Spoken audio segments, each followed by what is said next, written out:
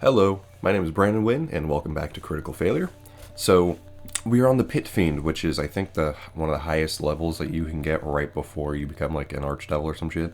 But the lore states, the undisputed lords of most other devils, a Pit Fiend attends the archdukes and archduchesses of the nine hells and carry out their wishes. These mighty devils are the generals of the nine hells, leading its infernal legions into battle. With an inflated sense of superiority and entitlement, pit fiends form a grotesque aristocracy in the infernal realm. These domineering and manipulative tyrants conspire to eliminate anything that stands between them and their desires, even as they negotiate the convoluted and dangerous politics of the nine hells. A pit fiend is a hulking monster with a whip-like tail and enormous wings that it wraps around itself like a cloak. Armored scales cover its body, and its fanged maw drips of venom that can lay the mightiest mortal creatures low. Okay, that sounded weird to me. Fearless in battle, a pit fiend takes on the most powerful foes in single combat, demonstrating its supremacy and an arrogance that prevents it from acknowledging any chance of defeat. So the cool thing that I love that is not in this is the fact that every pit fiend has like super like cool magic weapons. They have names and a whole bunch of shit, and I like that. I don't know why that the main monster manual doesn't say anything about them being named and stuff like that, having special names, but probably just because they wanted to be cut and dry. But now on to the stats. The pit fiend is a large fiend. I thought it was huge for some reason, but it's a devil, obviously, and lawful evil. It has an AC of 19 natural armor, hit point average of 300, 24 D10 plus 168, a speed of 30 feet, and a flight speed of 60 feet.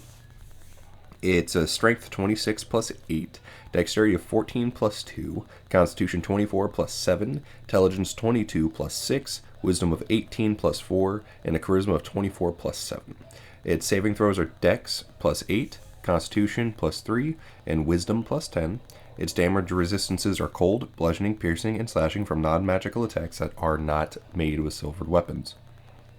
It's immune to fire and poison, and being poisoned, it has true sight up to 120 feet and a passive perception of 14. It speaks infernal and has telepathy up to 120 feet and is a challenge rating 20, 25,000 experience points. It has a fear or aura.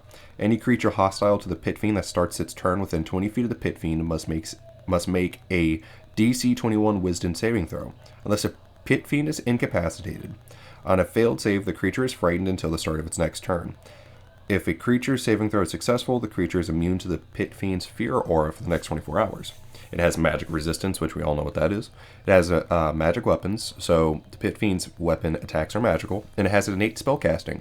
Its spellcasting ability is charisma. Its spell save is 21. It can cast at will, detect magic and fireball, and 3 times a day hold monster and wall of fire. It has multi-attack. The pit fiend can make 4 attacks, one with its bite, one with its claws, one with its mace, and one with its tails. So the bite. It's a melee weapon attack, plus 14 to hit, reach of 5 feet, 1 target only, 22 average, 4d6 plus 8 piercing damage. The target must now succeed a DC 21 constitution saving throw or become poisoned. While poisoned this way, the target can't regain hit points, and it takes 21 average, 66 poison damage at the start of its turns. The poison target can repeat saving throws at the end of its turns, ending the effect on itself. And note, it has to make a 21 constantly. I would love to throw these at my lower level players just to like make them see this type of thing coming up. And it's just slaughtering people, and like, you know, even like level 5, 6, like local heroes are like trying to go face it because like, you know, they feel obligated, and then just get absolutely crushed in one hit, and showing them become broken inside, like scared and shit, and then having to flee. So now that's one less squad in the lore of the game that's able to function, because they just witnessed one of their friends who could have been the strongest in the group get absolutely eradicated by a pit fiend. Anyways, the claw, it's a melee weapon attack, plus 14 to hit, reach of 10 feet, 1 target only, 17 average, 2d8 plus 8 slashing damage.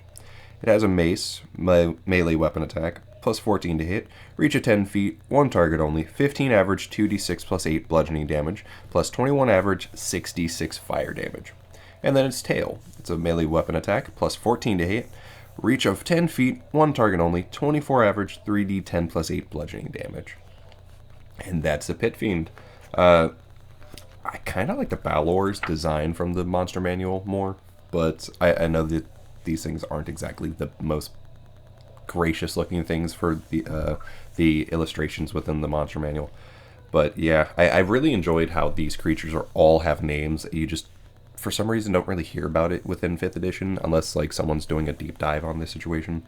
But anyway, thank you guys for watching. Please leave a like and subscribe to the channel as I bring you more D&D content in the future. And I'll see you guys in the next video. Peace.